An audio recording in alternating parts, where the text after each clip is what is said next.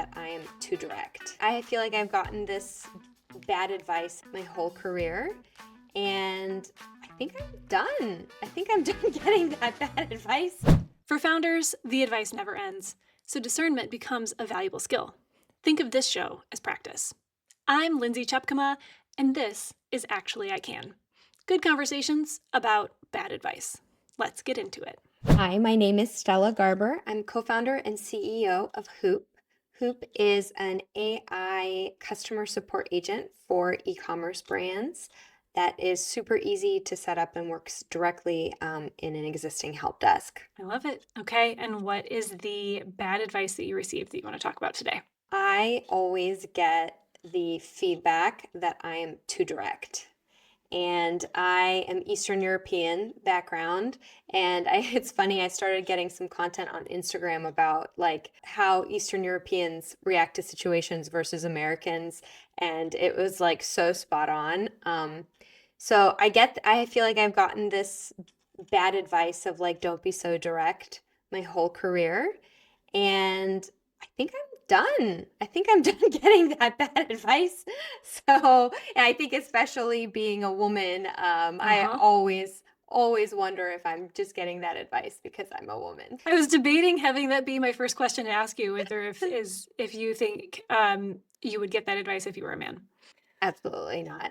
You know, as a young manager, like when first started managing other people, I think that was something that I had to learn about was like, being direct is I think good, but it has to be rooted in a very strong relationship that you have with the person so that they understand that like if you're being direct or giving feedback and it's perceived as direct, it has to come from a place of like we're on the same team. I want you to succeed. So I feel like in that context, like as an early manager, I had to learn to to manage people in a way that didn't feel abrasive. But Mhm. otherwise I think in basically every other context, yeah, I don't know if I would have gotten the same feedback if I was Yeah. a dude. Well, and the thing is that as a founder, I mean, you need to be clear, you need to be decisive. Discernment Yes. is a really important skill. Even our best friend Brene Brown says, clear is kind, unclear is Mm-hmm. unkind, and that those are all parts of being direct, right? And Mm-hmm. uh, Totally. the converse of that, I mean, it's such a fine line between, hey, you're too direct, to you're too nice, you're too Mm-hmm. soft. Mm-hmm. So okay, so you've received that not once but Mm-hmm. many times. Oh, You're also not a yes. first-time founder. Like, this is I'm not not a your first-time your founder. first Yeah. your first company. What what do you do with that advice now? I mean, I think there's probably a dial where, I think that obviously depending on certain situations, like yeah, I definitely have to tone it down, like let's say with investors or if I'm doing sales. But I think that I have a lot of empathy and I am really thoughtful about how I communicate. One thing that it's funny I always do with my teams now is I have us do disc profiles, which I don't know if you're familiar with that. I Okay, you're am, but nodding. yeah, tell Okay, everybody else in case they're yeah, not. it's just like a work personality test that helps you understand how your coworkers operate, and especially on a small team, and especially if you're operating remotely, I think it can be really huge in helping people work better together. So, Mhm. like for example, when I took my first disc, I felt like I was reading, like a horse, like it was like reading, looking into my soul. Let me see, the high D in me sees the high D in you. Yes, You're a high high D, D. right? Oh, Oh yes. yeah, Mhm. big I high feel you. D. Yeah, but DI. Uh-huh. So, Yeah. so a Yeah. lot of I forget what I stands for. It's like interpersonal or Mhm. That basically sounds right. caring about relationships and people. Mhm. So, Yeah. So 2 things yes, can be true. You can be yes, direct and yes. still have a lot of empathy. Like, you can have a high Exactly. EQ and be That's direct. right. Like, That's right. So that was mine was like very high D, lowercase I. But it was funny because my other one of my co-founders is he and I kind of butt heads because we're both D's, and when we had that language that we could like coordinate on, like, but he's a different kind. His D manifests a little differently than Mhm. mine. So, anyways, it just gives. I feel like it gave a language to both how my leadership is perceived and also how to communicate with other people. So, like, I actually have all of the disc profiles of the people I work with in a Claude project. And Oh, that's so smart. if I need to give feedback or if I want to have like a sensitive, conversation, I will always chat with Claude in that project and be like, what's the best way to give this feedback? And it's so good because it'll be like, this person is a C, and if you're too aggressive, they're gonna push back, and your message won't get across. And I'm like, okay. And so then it's like I think that it's really helpful for sort of channeling my best communication in a way that the other person will understand. And so Mhm. that instead of being perceived as aggressive, abrasive, too direct, I can be seen as straightforward and kind, but also like one of I'll just give an example. One of my Yeah. co-founders is a C, and so whenever I have a conversation with him that it needs to be very grounded in data. So I'll look up Mhm. a bunch of instead of making a claim like, "Oh, this isn't working," I'll be like, "Here are the metrics from last week. Like, what do you think about these metrics?" Yeah. and then we can go from there versus me just being like, "Ah, it's not working." So yeah, That I think that's a way to temper your to just more understand the yeah. interpersonal dynamics because it matters a lot.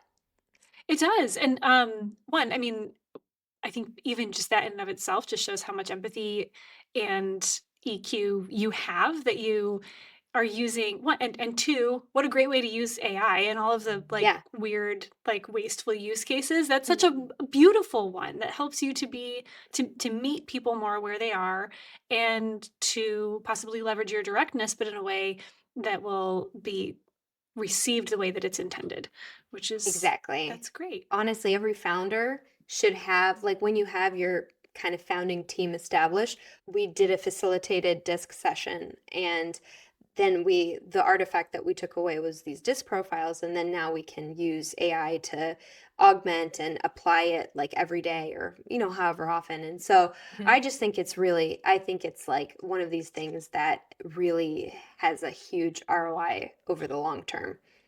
Yeah. Okay. So you went from receiving advice that you're too direct to Yes. saying, I'm done receiving that advice, and actually Yes. doubling down on your empathy and wanting really to be a good leader and to meet people where they are. And you're leveraging technology to be able to do that, which I think is really awesome.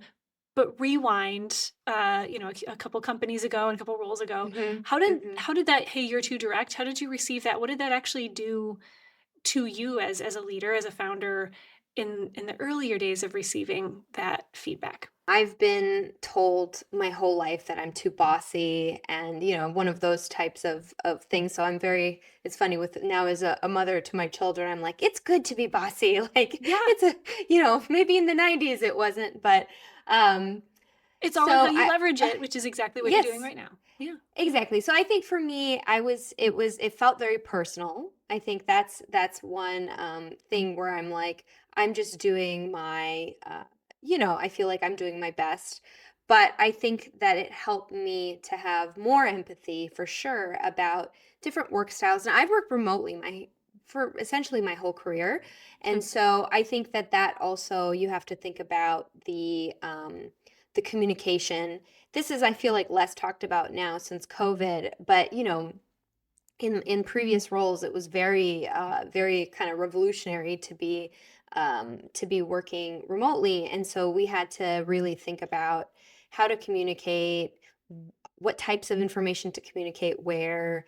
And as a leader and as a founder and manager, all of these things, it's always been very top of mind for me. Yeah. So Lots of other founders, especially women and Mhm. women who are not founders, lots of people Mm. are Mhm. receiving that, hey, you're too direct feedback and advice Mhm. all the time. Mhm. So I definitely want to know your thoughts and your words of wisdom to kind of counteract some of that advice. But Mhm. before we get into that, one question I always like to ask here is who do you think benefits from that advice, from that feedback, right? Like it's like you said, it's just Mm. personal. It's just kind of like a dig on you. Mm. Where do you think that that's rooted? And Mhm. therefore, like, how can we start to like rewire it? Mhm. Well, I think that, early in my career, as a, more senior person who's led teams now, I think it really helped. Like if I was going to be generous, I would say it helped me become a better leader for all the reasons I already talked about, having more Sure. empathy, thinking about, managing different personalities, etc. So I think that that was helpful. But I think, at a certain point in your career, you sort of have to accept your leadership style and have to Mhm. understand that, like, that it could be cultural, both in the sense of the company culture, like making sure that you're choosing a company where you're going to be successful and where Mhm. your attributes are, your strengths are going to really, work well for you. um, Similarly, as a founder, to really understand where you're going to add the most value. I think, like, what's helpful for me is that, my I have co-founders who balance out. Like, I'm the really like aggressive, like, let's go, like, let's, like, I have that archetype, and then I have a co-founder who is much more zen and chill and, like, steady. And so I feel like we do a good job of balancing each other out, because you sort of need both to be successful in Mhm. a startup. So I think that it's maybe one thing that I've learned in my career is just to also have surround myself with people who both, like, value, my contribution and my, like, my leadership style, my directness, essentially, but then Yeah. also have, people who, can provide a counterbalance to that. And just Mhm. even understanding that it's important to have both of those things. Like, you don't want to be Zen all the time. You won't get anywhere in a startup. And you certainly don't want to be, you know, go, go, go, go, go, go all the time, because you're going to burn out. Right. So Right. it's nice. I think that's the other maybe learning too, is just and I'm grateful for my co-founders, because I think we've worked together. We've worked together before even Hoop. We worked together for almost 10 years. So, like, we just know each other really well and can value our Mhm. pros and cons. Well, and that's a good point too, is how do you find people that are the counterbalance, but that you still Mhm. align with on a values perspective so that you don't have two Mhm. completely different cultures. You're not, Yeah. leading people in two completely different ways, or Mhm. more if you have more than two founders. Yeah. What did that look like for you all? Sounds like you're really aligned even though you're very different. Yes, that's 100% correct. So I think that the biggest unlock is, if you can work with somebody before becoming co-founders, is working together. I've done that twice now, where I've worked somewhere with somebody, and then we start a company together. And I think it works really well, because you're not going into it blind. With Hoop specifically, we, sat down and we wrote our values before we had a product, before we raised money, before we incorporated. And I think that was really, key, um, just to make sure we were on the same page. And I think that values are just critical. Like, most co-founder relationships that I've seen, like, don't work out, because of some issue related to values or not being on the same page.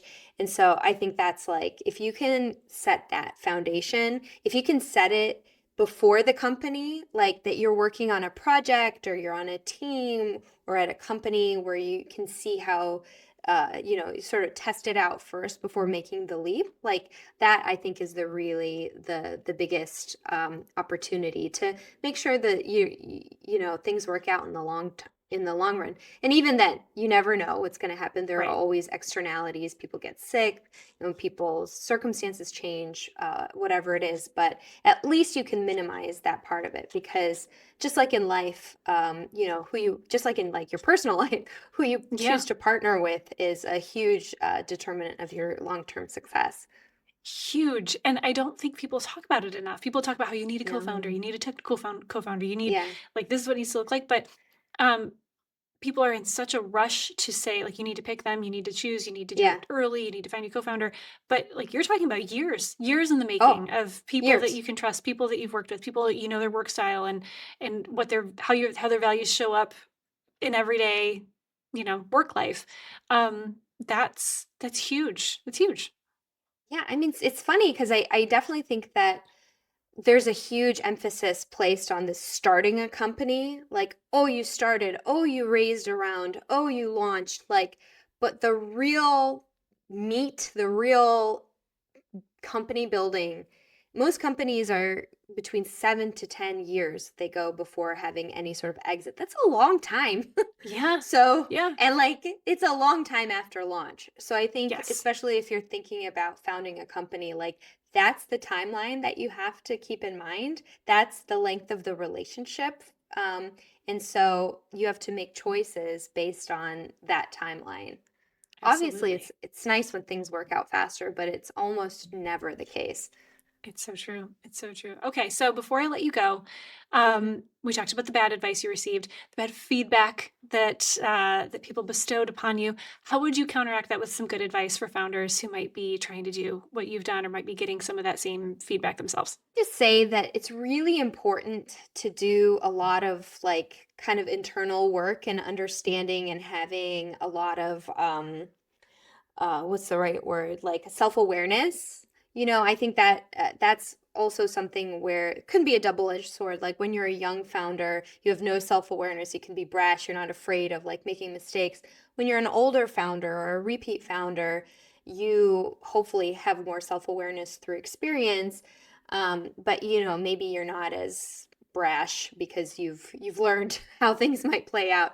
So I don't know, I do think that it can be a superpower to really understand your leadership style, your strengths, because then you can also seek out people who can balance it out. If you are a very aggressive, creative person like me, um, I definitely would not want to work with another me. Yeah. Yeah. Like two me's, even in like let's say a marriage, like my husband is and I are very kind of opposite when it comes to our risk tolerance, and so we balance each other really well. And similarly with Hmm. my co-founders, it's like you want someone, you want to be searching for that balance, and not just balance, but like people who bring out the best in you and people who recognize your strengths and you Hmm. can recognize their strengths. So I would say that that is the advice, is to really like get to know yourself and take the disc profile, or all these. It's kind of corny, but I just really have seen it have an Yeah. outsized impact on performance. So Oh, I absolutely agree. I absolutely agree. And I think it's things like this that quite often are seen as soft or extra or like we started off talking about product market fit, before we were yeah, recording yeah. and I think there's so much focus on that and not quite enough focus always on the relationships and getting to know yourself and your work style and your leadership style. And that's a good reminder today. One other quick tip that I've done: if you have your disc profiles in a Claude project, you can upload transcripts of, let's say, meetings where something was contentious, or even just regular team meetings, and you could be like, what were the dynamics here? How can I operate differently? Like, what did I miss? So I think that's also an opportunity to be a better leader. Oh, I love that. See, this is how AI should be used. Not to write LinkedIn posts, but to actually help us to build better working relationships. So, thank you for that today, Stella. I'm so glad that you were here. Glad to be here. Thank you. Thanks for joining me for Actually I Can. Don't forget to subscribe on YouTube so you never miss an episode. And look for me over on Substack, where I write for founders every week and actually go a lot deeper on some of these conversations to give you more information about how it all aligns to the Brave framework and the founder's journey. Remember, discernment is a valuable skill. Think of this show as practice. Go do something brave today. Thanks for joining me on Actually I Can. We'll see you next time.